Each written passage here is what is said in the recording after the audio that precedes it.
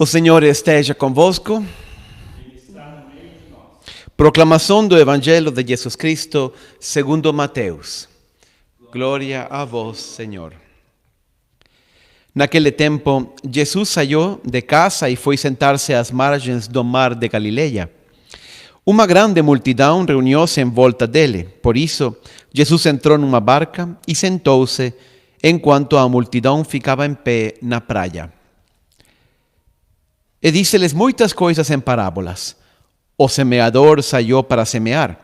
Enquanto semeava, algumas sementes caíram à beira do caminho, e os pássaros vieram e as comeram. Outras sementes caíram em terreno pedregoso, onde não havia muita terra. As sementes logo brotaram, porque a terra não era profunda, mas quando o sol apareceu, as plantas ficaram queimadas e secaram, porque não tinham raiz. Outras sementes caíram no meio dos espinhos. Os espinhos cresceram e sufocaram as plantas. Outras sementes, porém, caíram em terra boa e produziram a base de 100, de 60 e de 30 frutos por semente. Quem tem ouvidos, ouça. Os discípulos aproximaram-se e disseram a Jesus: "Por que falas ao povo em parábolas?" Jesus respondeu: "Porque vos foi dado o conhecimento. A vós foi dado o conhecimento dos mistérios do reino dos céus, mas a eles não é dado. Pois a pessoa que tem será dado ainda mais, e terá em abundância. Mas a pessoa que não tem será tirado até o pouco que tem. É por isso que eu lhes falo em parábolas, porque olhando eles não veem, e ouvindo eles não escutam, nem compreendem. Desse modo, se cumpre neles a profecia de Isaías: havereis de ouvir sem nada entender, havereis de olhar sem nada ver, porque o coração deste povo se tornou insensível. Eles ouviram com má vontade, fecharam seus olhos para não ver com os olhos, nem ouvir com os ouvidos, nem compreender com o coração, de modo que se convertam e eu os cure. Felizes sois vós, porque vossos olhos veem e vossos ouvidos ouvem. Em verdade vos digo, muitos profetas e justos desejaram ver o que vedes e não viram. Desejaram ouvir o que ouvis e não ouviram. Ouvi, portanto, a parábola do semeador. Todo aquele que ouve a palavra do reino e não a compreende, vem o maligno e rouba o que foi semeado no seu coração. Esse é o que foi semeado à beira do caminho. A semente que caiu em terreno pedregoso é aquele que ouve a palavra e logo a recebe com alegria. Mas ele não tem raiz em si mesmo, e de momento, quando chega o sofrimento ou a perseguição por causa da palavra, ele desiste logo. A semente que caiu em meio dos espinhos é aquele que ouve a palavra, mas as preocupações do mundo e a ilusão da riqueza sufocam a palavra e ele não dá fruto. A semente que caiu em terra boa é aquela que ouve a palavra e a compreende. Esse produz fruto, um dá 100, outros 60, outros 30. Palavra da salvação. A vós, Senhor. Estamos então escutando durante todo este ano o Evangelho de Mateus. Mateus, a diferença de Lucas, de João, de Marcos, é um evangelho bem diferente. João é um caso à parte. Ele pega apenas algumas anedotas da vida de Jesus e as contempla desde uma perspectiva espiritual e teológica muito profunda. Mas Marcos e Lucas, eles contam a história de Jesus. Eles seguem uma cronologia de Jesus. Entretanto, Marcos não faz isso. Marcos não respeitou esses dois evangelhos que foram precedentes ao dele, mas ele organizou todos os ensinamentos de Jesus em torno de 5 discursos. Primeiro foi o discurso das bem-aventuranças, onde consolidava todos os ensinamentos mais importantes, não, da mensagem que ele trazia ao mundo. Depois está o discurso missionário, onde Jesus envia os discípulos e les dá uma série de conselhos sobre como exercer a missão. E agora estamos no terceiro discurso, que é o discurso das parábolas do reino. É muito provável que Jesus não tenha pronunciado tudo isto junto.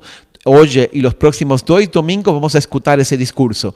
É muito provável que Mateus pegou as parábolas de muitos momentos da vida de Jesus e reuniu em um só discurso, como está hoje no Evangelho de Mateus.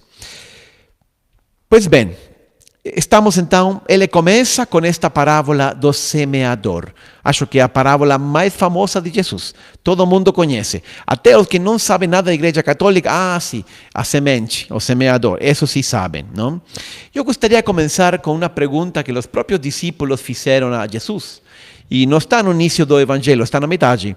Eles falaram assim: Senhor, por que você ensina com parábolas? É uma boa pergunta. Por que Jesus ensinava com parábolas? Vamos ver todas estas parábolas do reino. E a resposta que normalmente nós escutamos é esta. Porque Jesus falava com parábolas, com coisas simples da vida, para que as pessoas simples, as pessoas mais humildes, pudessem lhe entender. Bom, algo de verdade há nessa resposta, sem dúvida. Mas eu acho que não é a resposta que Jesus dá. Ele diz: eu falo em parábolas para que as pessoas não entendam. E em certo sentido, isso é verdade. Quando você conta uma parábola, não é para falar claramente.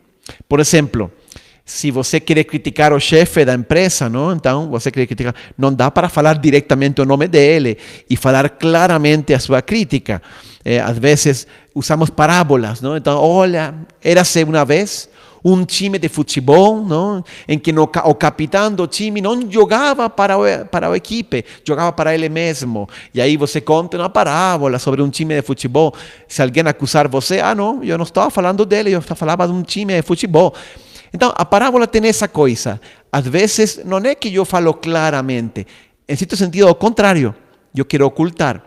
E por que Jesus queria ocultar?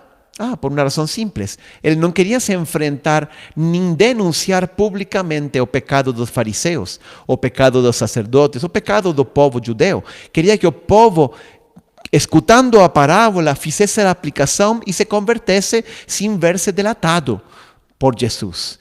Claro, cada vez Jesus falará mais claro, e parábolas serão cada vez mais específicas, e al final, inclusive, acusará diretamente, sem parábolas já, os fariseus que não se queriam se converter. Mas, inicialmente, tinha essa intenção. Além, existe uma outra explicação que também é válida. Jesus não prega apenas para as pessoas daquela época. Você sabe que naquela época, enfim, tem uma série de circunstâncias e Jesus tinha que pregar para esse povo. Mas ele sabia que sua pregação se estenderia e duraria toda a história. Ele estava pregando também para nós e para os homens de todas as épocas. Então, falar em parábolas permite que a pessoa que escute em qualquer lugar, em qualquer língua, em qualquer cultura, em qualquer circunstância, possa fazer a aplicação. Ele tira apenas a essência da mensagem que quer transmitir e deixa que nós, em cada contexto cultural e histórico, faça sua aplicação. Pois bem, Jesus conseguiu. E realmente essa parábola é extraordinária.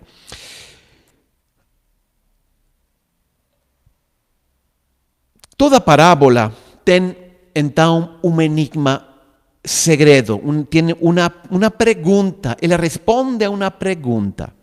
Se você entende qual é a pergunta que a parábola está respondendo, você consegue entender o núcleo, a essência dessa parábola. Neste caso, na parábola do semeador, qual é a pergunta que ele responde? Responde a seguinte pergunta: por que o reino de Deus não se instaura simplesmente no mundo? Se Deus é todo-poderoso, se Deus é infinito, por que Ele não traz o reino de Cristo e não faz acontecer de um jeito que já não tenhamos sofrimento, já não tenhamos injustiça? Reine o reino de Deus, que todos nós queremos, que é amor e justiça. Por que o reino de Deus não se instaura no mundo? E esta parábola precisamente quer responder isso. O reino de Deus não se instaura porque Ele vem a nós não imposto, não é imposto em cima de nós, Ele é proposto. E aí Jesus usa a imagem da semente. A palavra de Deus, né? A vontade de Deus é como uma semente lançada na terra. Ou seja, depende de nós, nossos corações são na terra. que recebe essa palavra. E de nós depende colocar isso em prática. Não de Deus. Por isso o reino de Deus não se realiza. Porque Ele nos convida, mas não nos obriga. Aí somos nós que, escutando a palavra, nós temos que colocá-la em prática, em nossa própria vida. E Jesus diz, às vezes nós fazemos escolhas conscientes, rejeitando ou aceitando a palavra. Às vezes fazemos escolhas inconscientes e rejeitamos a palavra sem nos dar conta. Porque nosso coração não era terra boa, preparada. Então Jesus quer, de algum jeito, abrir nossos olhos para que nós vejamos isso. Então, eu lembro uma vez que me dizia um empresário, um diretor de marketing de uma empresa muito grande, multinacional inclusive, ele me dizia: padre, vocês cometem um pecado muito grave, dizia ele, porque vocês têm a mensagem mais grande, mais bela, mais profunda, mais revolucionária de toda a história da humanidade e não sabem transmiti-la. Vocês não sabem vender essa mensagem. Se vocês tivessem um mínimo de conhecimento de marketing, se dariam conta de que vocês não sabem mesmo transmitir a palavra de Deus. E por isso que o mundo está como está. Ele tinha este discurso. Então, eu acho que ele, em parte, tem razão. Nós, padres, não sabemos pregar a palavra e não sabemos muitas vezes adaptar e concretizar a palavra de Deus na vida das pessoas.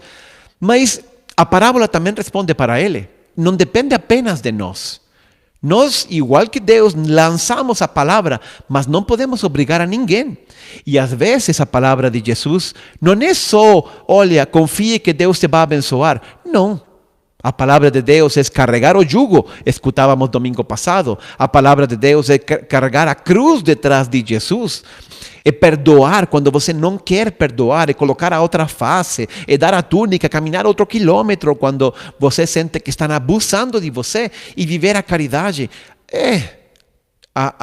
Viver a mensagem de Jesus, ela é profunda, revolucionária, cheia de paz e de realização na nossa vida, mas não é fácil.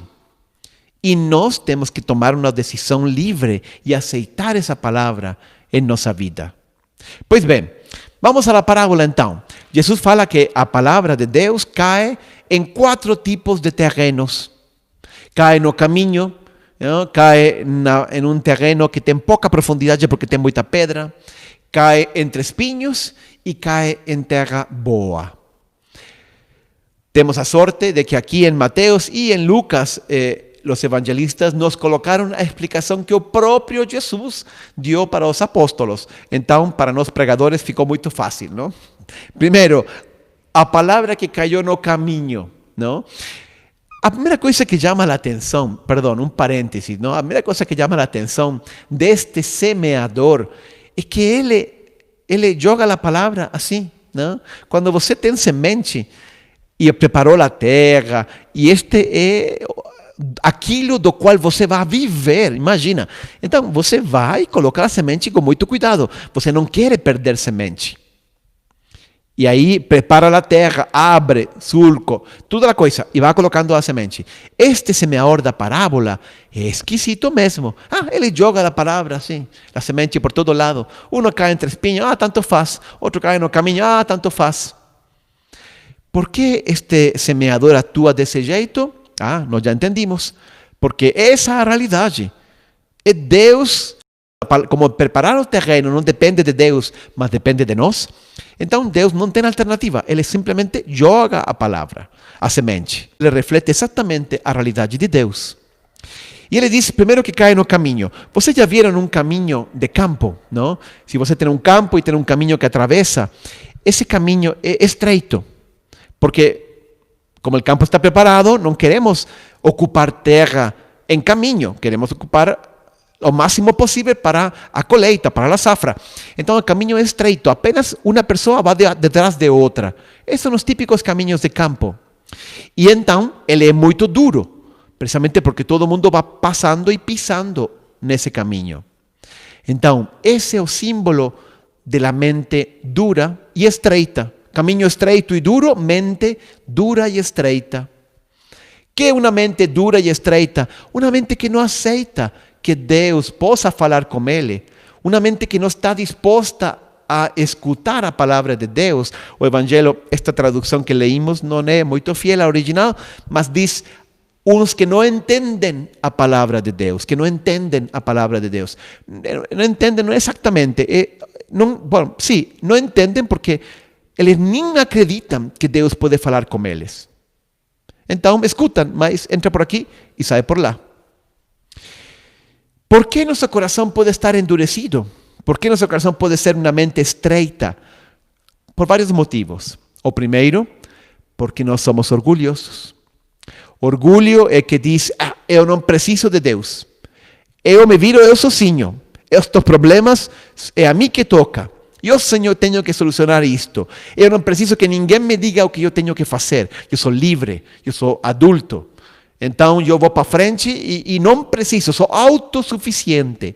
Quem pensa assim, que não tem a humildade de colocar-se diante de Deus, de pedir a sua orientação, a sua palavra, é lógico, é orgulhoso e então a palavra de Deus não cai aí. Ou se cai, meu Deus, ele é comida pelos passarinhos, fala Jesus no Evangelho. Ou seja, o demônio leva, ele não consegue penetrar. Esse é o primeiro motivo. O segundo motivo é o medo. Nós, às vezes, temos medo do que Deus pode pedir a gente. Eu sei que não quero olhar para lá, não? Porque lá está Deus e eu sei que Ele quer me pedir. Então, eu melhor fujo de Deus porque tenho medo. O medo também fecha o coração. E, finalmente, mágoas. Eu confiei em Deus sempre para que desse certo o trabalho, o casamento, ou o que seja, e não deu. Culpa de Deus, agora estou magoada, e eu já fechei a porta para Deus. Não quero mais Deus na minha vida. Por quê? Porque estou magoado, porque estou magoada. Se você tem um coração fechado, se você tem um coração estreito e não escuta a palavra de Deus, pare, coloque-se diante de Deus com humildade, abra seu coração, deixe, descanse. Escute o Evangelho semana passada, não? Aí está a homilia no YouTube também. Deixar que Jesus fale para nós. Venham a mim todos os que estão cansados e sobrecargados. Ele quer te ajudar. ¿Sabe cuál es el mejor sinal de que nós estamos querendo ser autosuficientes y por tanto somos orgulhosos y no queremos que Deus entre en nuestra vida? Se llama estresse, se llama preocupação.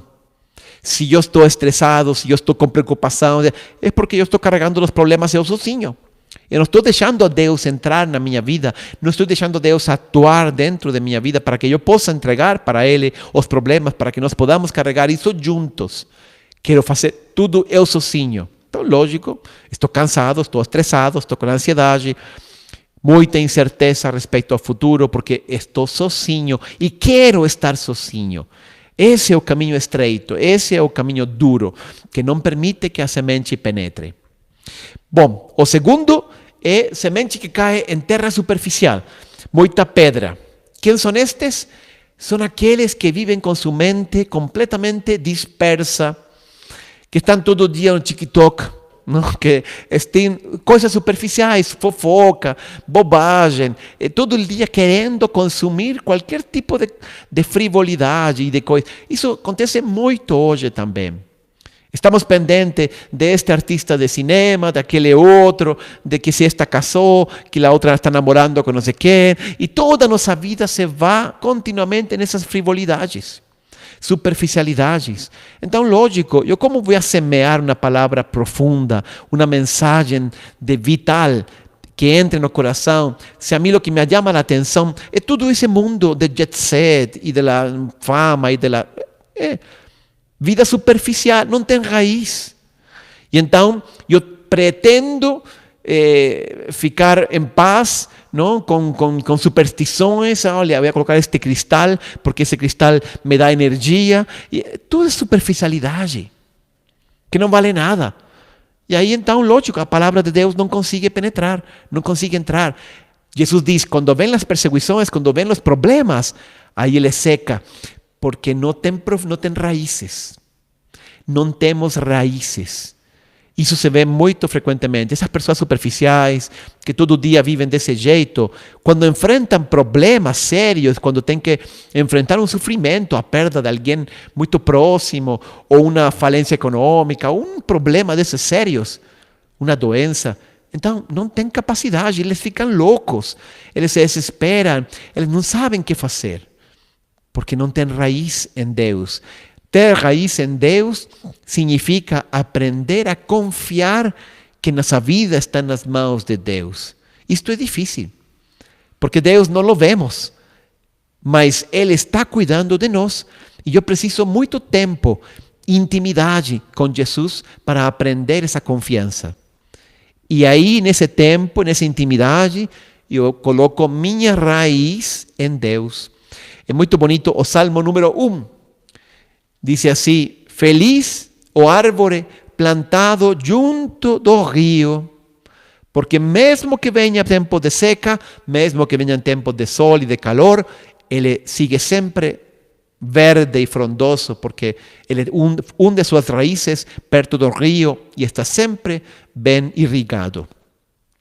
Isso é colocar nossa raiz em Deus, encontrar nossa paz, nossa confiança aí no sagrado junto com Deus.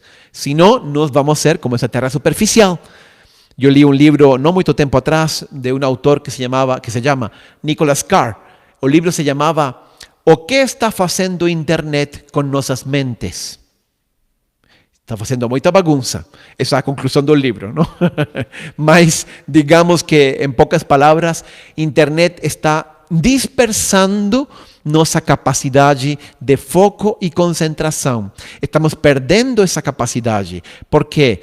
Porque vivemos em um mundo hiperconectado, não apenas com os problemas e as coisas que acontecem ao nosso redor, mas com tudo o que acontece longe.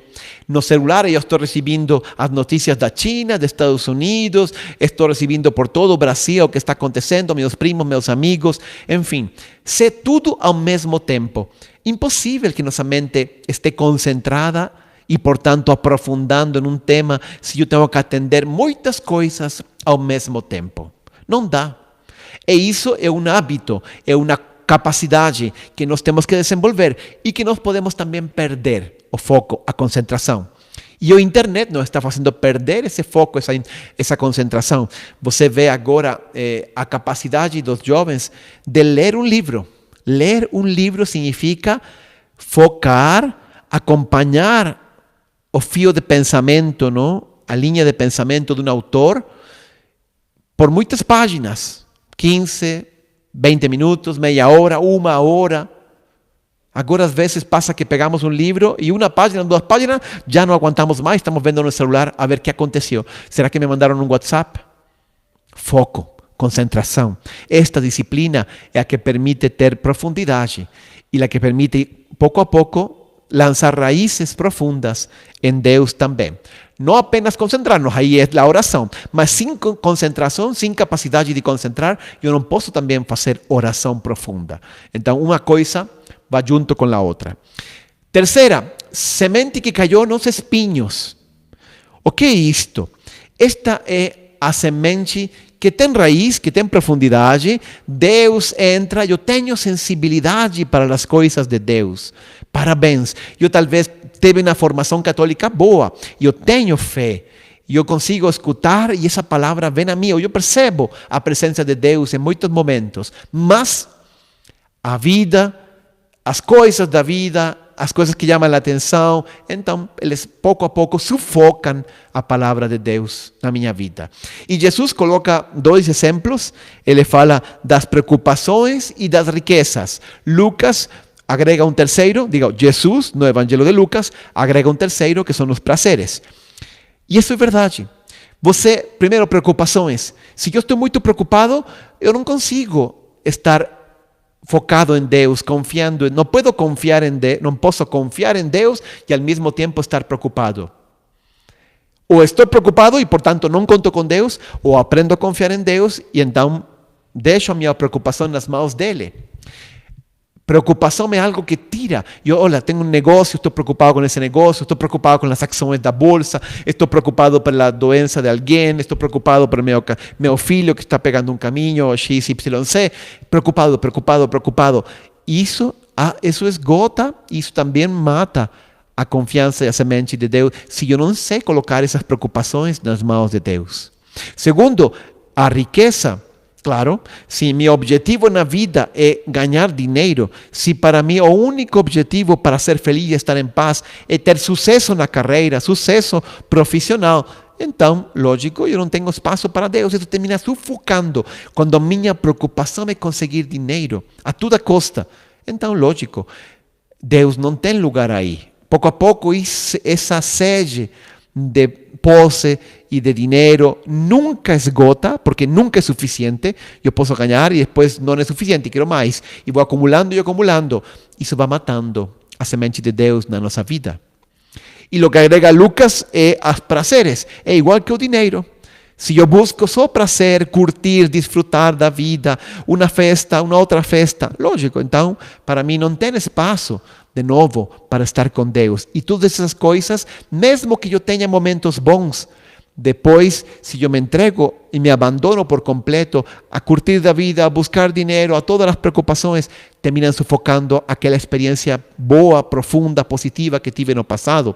Isso nos acontece a todos. E o outro dia encontrei uns apuntes antigos que eu fiz de um retiro espiritual, não? E estava lendo e lembrei, olha, esse retiro foi muito bom, realmente gostei muito.